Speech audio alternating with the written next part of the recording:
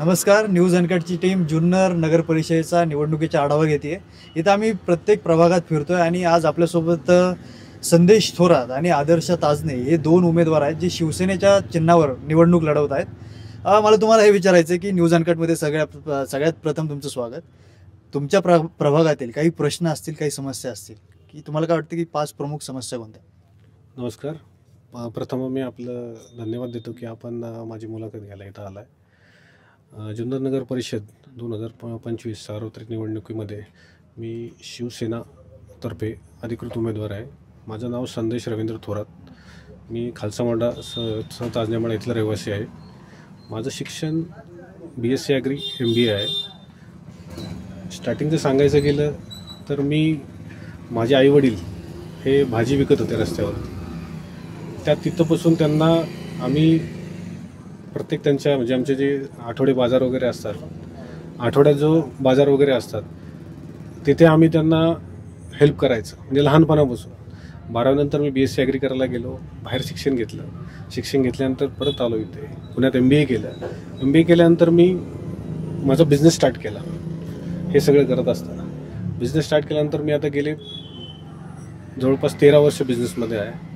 आणि बऱ्याच याच्यामध्ये जे काय मला उद्योजक घडवण्याचे प्रयत्न आहे, बरेच उद्योजक मी घडवले सुद्धा पुण्यामध्ये. आणि माझा हाच प्रयत्नशील राहील की आता माझ्या प्रभागामध्ये जे काय मूळ समस्या आहेत याच्यामध्ये पहिलं म्हणजे स्वच्छता, आरोग्य, त्याच्यानंतर जे काय सांडपाण्याचे प्रश्न असतील, पाण्याचे प्रश्न असतील, हे मेन माझी प्रायोरिटी राहणार की ह्या पायाभूत सुविधा हा मेन त्या गोष्टी मूलभूत आहे की त्या गोष्टी भेटल्याच पाहिजे ह्याच्यामध्ये.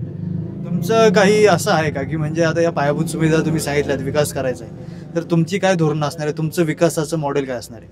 विकासाचं मॉडेल याचं एक हे आहे की आता माझी मेन प्रायोरिटी सांगतो तुम्हाला की मला काय काय करायचं आहे. एक म्हणजे आमच्या इथं मंदिर आहे, ह्याच्यापुढे एक सभामंडपाचं आमची संकल्पना आहे. गावकऱ्यांची मनातून संकल्पना आहे की इथं सभामंडप व्हायला पाहिजे.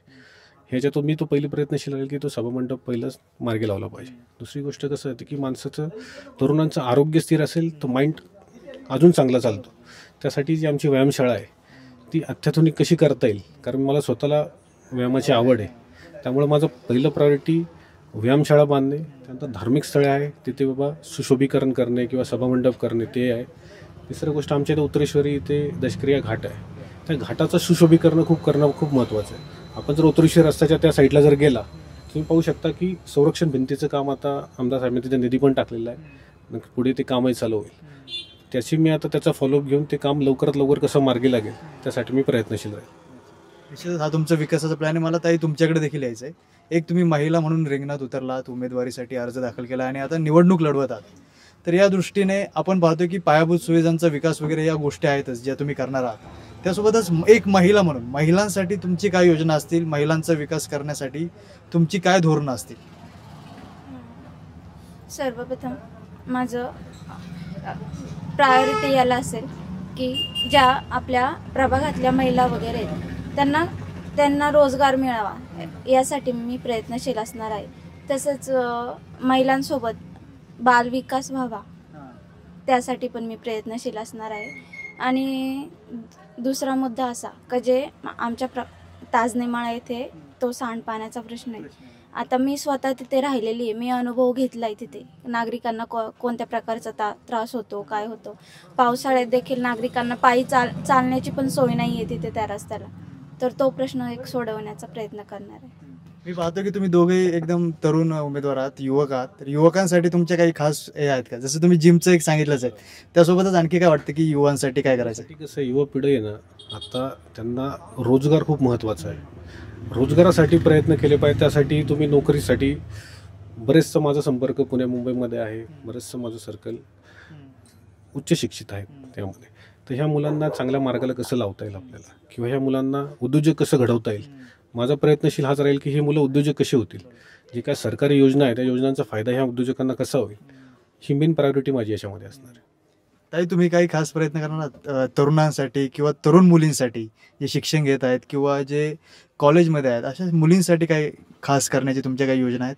आपण जसं की पाहतो आता मुली प्रत्येक क्षेत्रात अग्रेसर दिसत आहेत आपल्याला.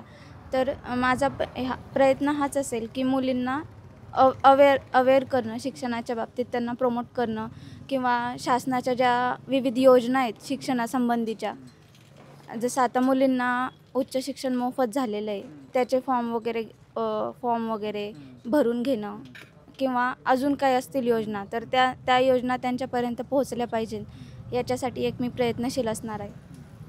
धन्यवाद. आपण पाहतो की जुन्नर नगर परिषदेचा आपण आढावा घेतोय न्यूज अनकटच्या माध्यमातून आणि हे दोघंही तरुण उमेदवार आहेत, युवक आहेत आणि या दोघांसाठी आपण पाहतो की एक पायाभूत सुविधांचा विकास करणं वगैरे या गोष्टी तर आहेतच, पण महिलांसाठी असेल किंवा तरुणांसाठी रोजगार हा देखील एक महत्त्वाचा मुद्दा आहे आणि त्यासाठी त्यांनी हे प्रयत्न करणार असल्याचं सांगितलं. धन्यवाद.